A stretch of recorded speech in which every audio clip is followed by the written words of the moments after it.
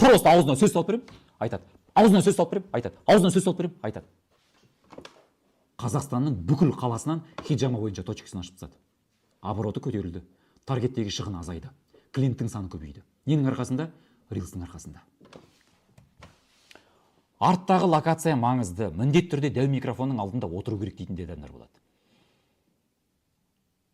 Мен бар ғой, сіздің қалтаңыздан қыруар қаражат алғаннан кейін барып қана ұялғанымнан негізінде осындай бір әдемі фонға түсірем. Негізінде мен сізді даладағы мусорный контейнердің алдындағы түсіріп, бәленбай миллион оборотыңызды көтеріп бере аламын. Тіпті миллиард оборот жасап бере аламын. Без проблем вообще. Аттың үстінде жүріп ақ көтеріп тастаймын сіздің парақшаңызды. Жигулиде отырсаңыз да, Жигулидің капотының астынан ақ түсіріп көтеріп тастаймын сіздің парақшаңызды. Неге? Өйткені бұл жерде локация маңызды емес. Міндетті түрде алдыңызда мынандай микрофон тұрудың қажеті жоқ. Или давай мен баяғы телефонмен түсіріп берейін сізді. Көтеріп тастаймын. Просто сізден қыруар қаражат алғаннан кейін барып қана сізге сапалы контент ретінде әрине алдыңызға микрофоныңызды қойып, алдыңызға дейін бір сусындарыңызды қойып, сізбен ашық жарқын әңгіме айту арқылы сіздің парақшаңызды жүргізіп отырамын. Менің нишам бола ма дейді кейбір кісілер. Біле, осыған дейін жүргізілген дүние ғой бұл. Ойлаңызшы, сіздің нишаңызды осы күнге дейін Эйнштейндер де жасап тастаған. Құрманғазы өз заманда домбыраны шығарып тастаған. Қазір домбыраның сабағын сатамай жүргендер бар. Ниша деген жетеді. Кім нишасын сата алмай жүр? Астыға жазсаңыздар мен деп, или плюс қалдырсаңыздар. Кім? Мен нишамды сатамай жүр едім. Менің нишам жалпы бит шығып кетсе бола ма? Дейтін кісілер болса жазсаңыздар жақсы болатын еді. Расул, разбор жасасаңыздар. Болды, без проблем. 30 мың сапасыз аудитория бар, басқа аккаунт ашқан дұрыс па? Жоқ. Сол аудиторияңызды көтереміз. Тиіспеңіз, маған келіңіз. Тендермен 2 жыл жұмыс жасадым, курс сата алмай отырмын. Сіз тендершісіз ол курс сататын маман емессіз. Оны курс сататын мамандарға тапсыру керек, немесе сол саланы үйрену керек та сату керек. Сол кезде сатылады курсыңыз. Мен реставрацияны сата алмай жүрмін. Үлгермей қалды, тұратындар. Кожын сумкың тігін курсын сатамай жатырмын. Бәле, қазір тұратындар, үлгер. Игра практикпін дейді. Игромандар ма сонда бұл? Құрылысты саталамыз ба? Конечно, раке! Үй салатындар Қазақстанда әлі күнге дейін бір үйде 9 бала туғытырып жатқан еркектер бар. Біле, анаң 9 баласына да үй салу керек мысалға. Оның бәрін кім салады? Сіз сияқты мықты мамандар салып беру керек та. Қазақстан бойынша 18 миллионнан асады, қазір 20 миллионнан асады халықтың саны. Хотя соның 1%-ына сатайықшы, әреке. Құрылысыңызды хотя бы пайызына сатайық сіздің нишаңызды. Біле, мен сіздің білем, ана жасайтын каркастарыңызды әдемі американдық үлгідегі үй салудың құралын әкеп жатсыз да, просто сіз соны дұрыс передавать ете алмай жатсыз. Эфирге кіресті құр уағыз айтып кетесіз. Сату керек сіздікі.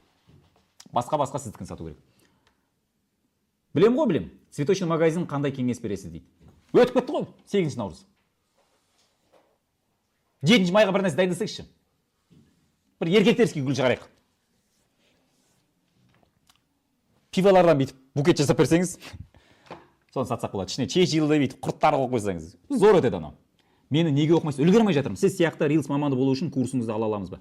Әрине болады. Арай ханым, өлтіріп тұрып үйретіп берем.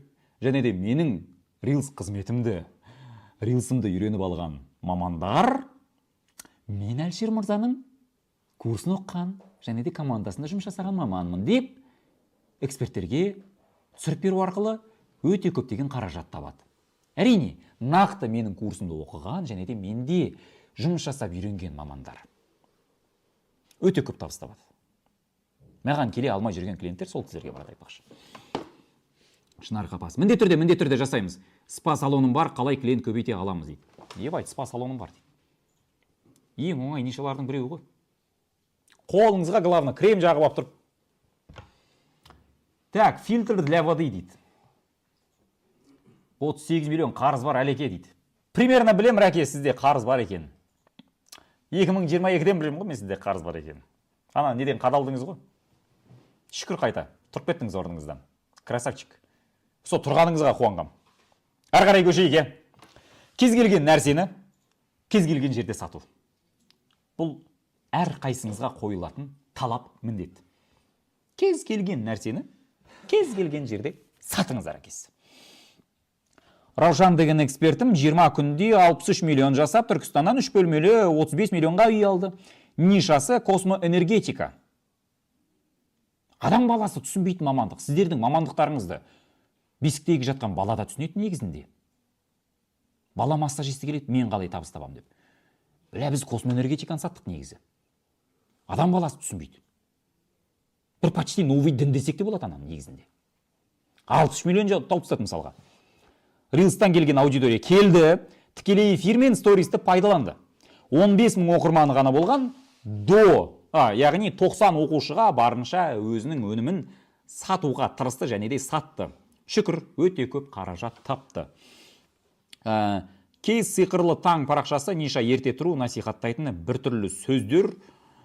Мына жақта что-то несі бір нәрсе көрініп тұр. Енді хорошо ашылатын шығар сосын. Сиқырлы таңды жаңа көрсеткен болатынмын.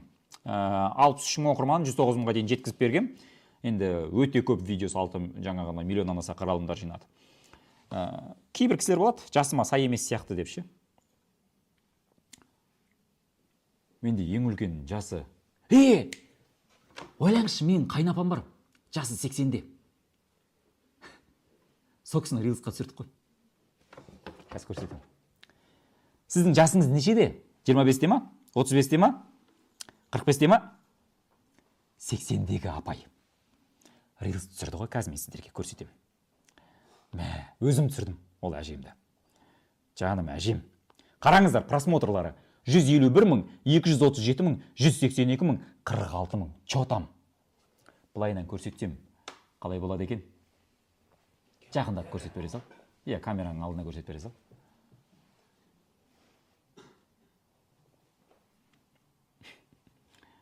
Қайнапам, әжем, өтте қатты жақсы көрем.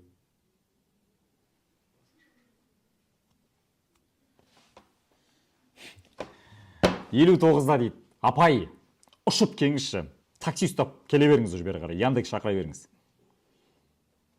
Секіріп келсеңіз болады кәдімгідей ше. Әрі қарай кеттік. Тұмар Мөкешова. Сізбен замандас, апай. Мына кісі сізбен замандас. Гифпен жиналған 12.900 подписчигі болған. Қазіргі таңда бұл кісінің оқырманының саны 70 мыңға жетіп қалды. Ой, бұл кісінің қазір үйінің алдында живой очередь кәдімгідей. 500 мыңнан 1 миллион теңгеден өзінің ыстықпен емдеу деген массаж курсын өте көп адамға оқытты. Рилстарының просмотр деген миллионнан жетеді парақшасында. Гифпен жиналған аудиторияны көтеріп тастадық. Не арқылы? Сапалы жазылған мәтін арқылы, сапалы жеткізілген рилс арқылы. Міне дәл осы формулаға маған әлі де 2 жыл бойы көмектесіп келеді, және де алдағы жылдарда да мен бұл қабілетім арқылы, қызметім арқылы 200 емес, 2000 емес, бәлкім 2 миллион адамға да көмегім тигізгім келеді. Табыс табуына. Америкаға барып, Англияға барып, стройка істеп не қыласыздар? Клубника теріп, жаңбырдың астында еще. Және осы күнге дейін, әлі күнге дейін айналысуымның себебі адамдардың өмірін өзгерттім. Қарасаңыздар, өте көп эксперт бар, танымал эксперттер бар, атақты эксперттер бар, инфобизнесті жаулап тастаған эксперттер бар. Көмектесе берем. Маған ұнайды. Қарапайым эксперттердің парақшасын жүргізген ұнайды, атақтылардың емес. Оларды көтеру барысында, оларды түсірген маған ұнайды, оларды ашқан. Мен оған нервісте тісім жұлып тастайын, бірақ қайтадан салып аламын орнына тіс. Бірақ оның бағын ашқан маған ұнайды. Менің жұмысым ол. Нафиг керек бар, атақты адамдарды аласап жүре берсем болатын еді негізінде. Аманжол Рысмендиевтің өзі маған 50 миллион ұсынған, әлшер мен ғана жұмысым істеш деп істемеймін деген. Неге? Өйткені маған қарапайым адамдардың парақшасын жүргізген ұнайды. Сіздер секілді мамандардың. Ахметбек Нұрзилама дейді. Дәл өзі. Ол кісінікінде жүргіздік. Әрі қарай кеттік. Сол үшін менімен бірге дәл осындай жолмен жүріп, оқырман жинап, танылғысы келетіндер үшін қателіксіз, тиімді, оңай топтық қызметімді жасадым. Шүкір, бұл қызметім арқылы бағы жанған эксперттерім өте көп. Бұл жай әншейін ғана бір онлайндағы ссылканы жіберіп қойып, осыдан қарап алыңдар деп теріс қарап отыратын сабақ емес. Алдым алып келіп отырамын, сені сығам бүйтіп. Тіпті анау тісімді жұлдыртатын кезде, анау съемкадағы эксперт былай істеген. Әлжерімізде мен түспей қойсам бола ма, кете берейінші дейді. Не болды десем, камерадан қорқам дейді. Болды, мен рилсқа түсамайды екен, болды. Кете берсем бола ма дейді. Қуаспа, отырыңыз. Ақша керек емес, керек емес маған дейді. 1,5 сағаттың ішінде 30 рилс түсіріп тастадық. Маған ұнайды. Топтық қызметімде ол кісінің бағын шаққаныма қуанам. Сөйлей алды. Рилста ойын жеткізе алды. Рилс түсіре алды. Монтажды үйренді. Сценарий жазуды үйренді. Жеке брендті қазір ол менсізде жүргізе алады. Неге? Өйткені түгелімен үйретіп, аузына шайнап кіргізіп бердім. Кім табысын есеге өсіріп, минустан плюсқа нақты шыққысы келеді. Төменге мен деп нағылы жазып кетсеңіздер жақсы болатын еді. Менің шашым кетіп қалды ау деймін, шамасы. Үйден қатырып әп-әдемі қылып шығып едім. Енді экранға шығудың өзі оңай емес. Абу бандит болғым келмейді менің. Төменге жазып өтсеңіздер, кім табысын есеге өсіріп, минустан плюсқа шыққысы келеді. Кім 2025 жылы рекордтық нәтижеге жетіп, армандаған мақсаттарына жеткісі келеді. Мысалға мен шілде айында Mercedes 100 миллионға алам деген мақсат қойдым ба? Қойдым, алам. Тура сол сияқты кім мақсат қойғысы келеді? Рекорд жасақсы келеді осы жылға. Мен деп жазыңыздар, өтініш. Мен деп жазыңыздар. Қайталап айтам. Кімде-кім Алла қаласа деп айтып қояма, сабақтан шығып кетіңіз. Мен сізбен жұмыс жасай алмаймын. Өзіңізге сенбей тұрсыз, маған қайтып сенесіз. Мен құдай емеспін. Результат екеумізге байланысты. Мен аузыңа шайнап салам, сен қайталайсың. Дұрыс қайталасаң, результат болады.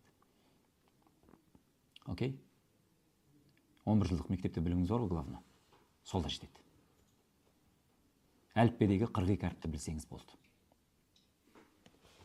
5 жылдық математикалық біліміңізді жетеді. X, Y-тарыңыз керек емес маған. Кім айына кемі 10 мың оқырман жинайтын формуланы үйреніп, миллиондаған просмотрларды алғысы келеді. Төменге тағы да мен деп жазып қойсаңыздар, құрметті эксперттер және де болашақ олигархтар. Төменге мен деп жазыңыздар. Өтініш. Reels миллион деген топтық обучение, жалпы білетіндер бар, жалпы білмейтіндер де бар. Алла қаласа. Ой, бұл Ақбота болды. Ақбота ханым шығып кетіңіз болды. Ақтоты ханым.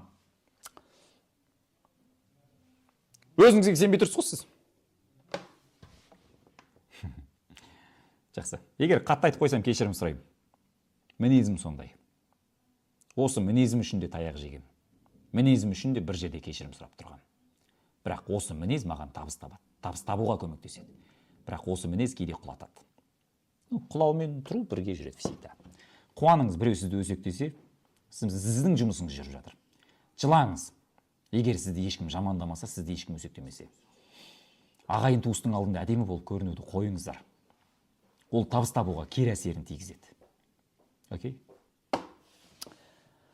Бұл жалпы Reels обучение офлайн форматта шығынсыз тек Reels арқылы оқырман жинаудың 2 күндік қызметі және де сабағы. Мен сізге үйретем және де түсірем. Яғни 2 күн бойы сізге мен не білем, идеяны қалай шығарам, қайдан шығарам, қалай табам, қайтып жазам, қайтып түсірем, соның барлығында үйретем. Және де сізге 30 Reels түсіріп берем. Осы топтық қызметім арқылы қаншама олигархтар шығарғам. Менен бай адамдар бар. Маған келіп байып кеткен. Басталуы 15 наурыз күні. Өзі бір азғана уақыт қалды. Азғана күндер, ұзақтығы 1 ай. Енді 1 ай деген қалай? Әрине сабақ 1 ай болмайды. Мен сізге 1 айлық контент түсіріп берем. Яғни 15-16 желтоқсан күндері таңғы сағат 10:00 мен 13:00 аралығында офлайн форматта 3 сағат бойы мен сізге білім берем. және де 16-шы және де 20-шы, ой, мына жақта неғып желтоқсан деп тұр. Наурыз, кешірім сұраймын. 15-ші және де 16-шы наурыз күндері офлайнда 2 күн сабақ өткіземін, және де 16-шы, 20-шы наурыз күндері сіздерге барынша өзімдегі бар жаңағындай контенттерді сізге түсіріп беретін боламын. 30 Reels әр экспертке. Басқа қаладан эксперттерді сіздерді әрине барынша съемкаларыңызды бірінші түсіріп тастауға тырысамын. Яғни сіз бір 14-і келіп, можно 17-сі қайта беретіндей қылып жасап беремін ғой. 16-сақ түсіріп тастаймын сіздікін. 30 Reels түсіру 2 сағат. Менікін түсіру оңай, ұзақ болуы мүмкін дейсіз ғой. Шығарып аламын өзім. Кеш маған. 1,5 сағаттың ішінде шығарып тастаймын 30-ті. Жалпы бірінші күннің сабағында Reels жазу сценарий, яғни нәтижесінде оңай әрі тез ататын және де сататын Reels'ті жазуды үйреніп шығасыз бірінші күнде. Және бірінші күннің екінші модулі TikTok-тың алгоритмдары. Яғни ең керекті алгоритмді үйреніп, уже подписчикті жинап бастап кетесіз TikTok-та.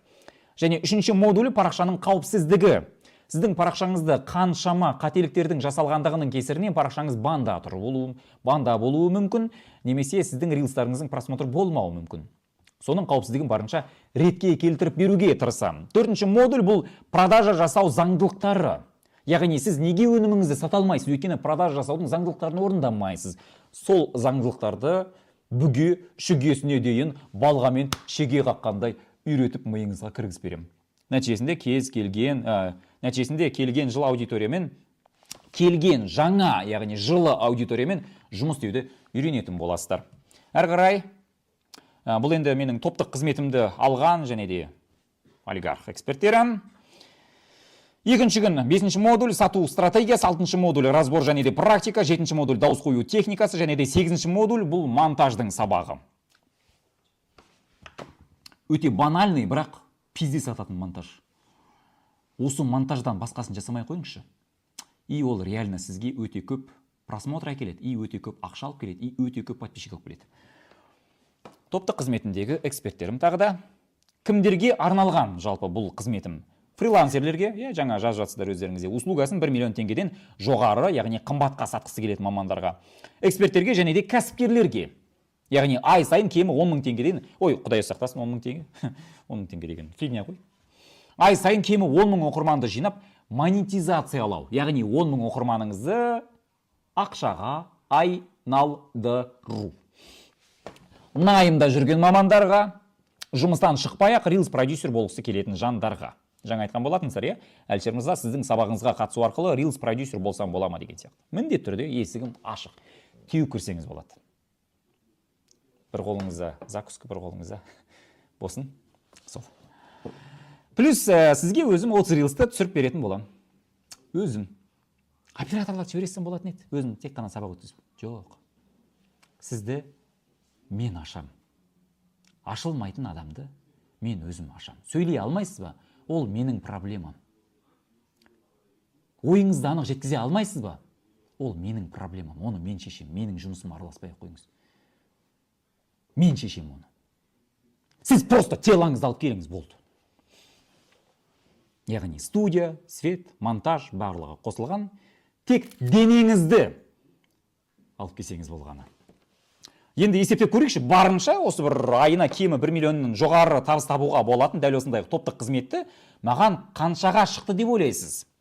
Мысалға, менің жалпы Reels'тағы продюсерлік қызметімнің бағасы 6 миллион 200 мың теңге. Яғни мен сізге продюсер болу арқылы сіздің оқырманыңызды жинап берем және де өніміңізді сатқызып берем. Әрине, сіз арқылы 70-80 миллион табасыз. Бірақ қызметімнің бағасы, продюсерлік қызметім 6 миллион 200 мың теңге. Reels'тағы жеке қызметім 1,5 миллион теңге және де алған жандар да бар шығар араларыңызда, результат көрген жандар. Reels'тағы бұл жеке қызметім 1,5 миллион теңге. 30 Reels қана түсіріп берем, болды. Reels'қа сценарий жазып беруім 1 миллион теңге. Яғни басқа қаладан, Әлішер мырза, маған сценарий керек еді, что там жазып бересіз ба? Мен жазып беремін де жібере саламын. 1 миллион теңге. Және де парақшаға разбор жасау. Яғни мен сізге WhatsApp арқылы шығамда парақшаңызды көріп, бетіңізге басып, арасында кішкене боқтақ қоятын бар. 300 мың теңгеге разбор жасап беремін. Яғни сіздің парақшаңыздың дамуына. Одан бөлек Reels'тің онлайн курсы 500 мың теңге. Енді барлығын қосқан кезде әрине рилстің монтажы да бар. Егер де сіз өзіңіз басқа қаладан рилс түсіріп маған жібересіз, мен өзім монтаждайтын болсам 30 рилс 500 мың теңгеге монтаж жасайтын боламын. Әрі қарай кеткен уақыт қадалған ақшаны айтпай қояйын. В целом, барынша кеткен уақытты, қадалған ақшаны айтпай қояйық делік. Соның өзінде бұл жобаны барлық адам оқысыншы деген ниетпен 10 миллион теңге деп есептегеннің өзінде, допустим, бір нөлін алып тастап, 1 миллион теңгеге бағаладық делік. Осы қызметімді 1 миллион теңгеге бағалауға тұрарлық па? Қалай ойлайсыздар? Төменге я немесе жазып кетсеңіздер өз ойларыңызбен келіп бөлісіп деген сияқты. Мен онлайн жұмыс жасайтын байермін, сценарийді өзіңіз жасайсыз ба дейді. Ой, келсеңізші, Уруя ханым. Оңай ғой.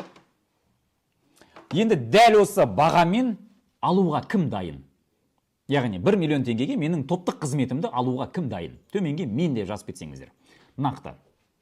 Қымбат дейді. Ой, бұл мына кісіге клиентте керек емес, ақша да керек емес. Я дейді, я әрине қымбат қой дейді. О, Құдайдың аққаны. Бағасы тиімді екен. Я келісемін. Ақшасы жоқтарға. Жалпы сізге ақша керек па? Негізі, Бота ханым, айтыңызшы. Ақша керек па сізге? Ақша керек болса адам табады. Ал ақша керек болмағаннан ақша жоқ деп отырады. Декретте отырмыз ғой дейді. Жалпы қыздарда өз анандай нәрсе бар, қалай тұрмысқа шығып кетеді, сразу декретке миллион, ИП ашу, займ, арест деген нәрсенің бәрін оқып алады. Негізі ол да ниша. Онымен де көп нәрсені сатуға болады. Ол тіпті үй жағдайында кухняның өзімен де біраз дүниені тындырып тастауға болады. Негізінде. Ой, Қытайдан келген Баяшат деген жігіт кухняның төңірегінде жүріп ақ түсіріп берген, жаңағы 6,5 миллион қаралым кухняда түсірілген. Телефонмен. Микрофон жоқ, дәу мынандай. 30 рилс түсіреді и темасын түсініп аласың. Әрине. Ой, бағана түсіріңізші дейді. Нақталасыз ба, Әсел ханым? Нақталасыз ба? Сіз мен қазір 50 мыңға дейін түсірейін деп отырмын, мына кісіде бет жоқ ма? Мына кісіде бет жоқ. Кеттік, ары қарай кеттік. Сонымен дайынбыз ба? Нақты. Мен деп жазыңыздаршы. Мен дайынмын деп. Мен дайынмын деп. Мен дайынмын деп жазсаңыздар. Поху, скидка керек дейді. Ема.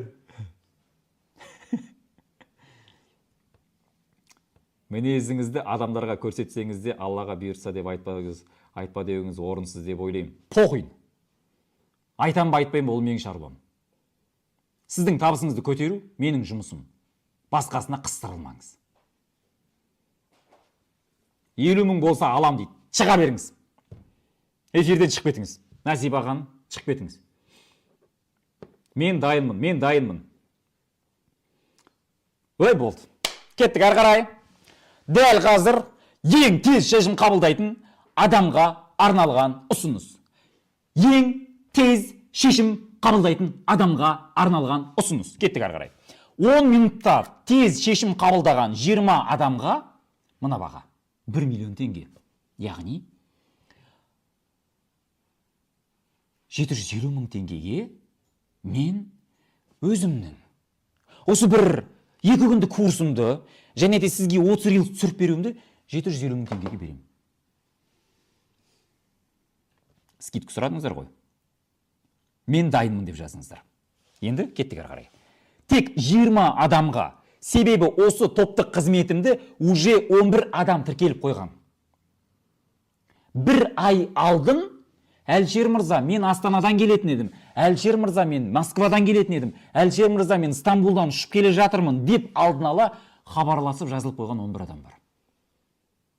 Шымкенттегілер айтпай қойыңыздар. Таксимен келе салатын жер ғой негізі. Альфардпен. Ал, дайынсыздар ма орын алуға?